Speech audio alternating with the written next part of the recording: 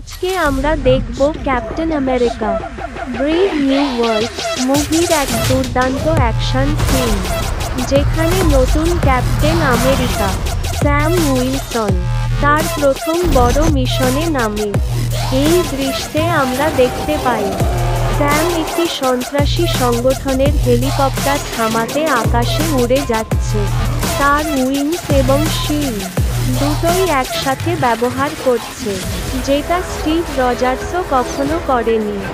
স্যামের এই সিনে অ্যাকশন আর visual effect দর্শকদের তাক লাগিয়ে দেয়।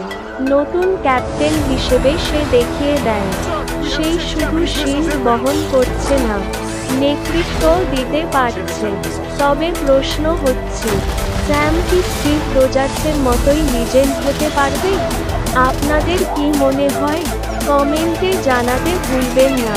ভিডিও ভালো লাগলে লাইক দিন, শেয়ার করুন আর সাবস্ক্রাইব করুন এমন আরও মুভি এক্সপ্লেইন ভিডিওর জন্য। দেখা হবে পরের ভিডিওতে।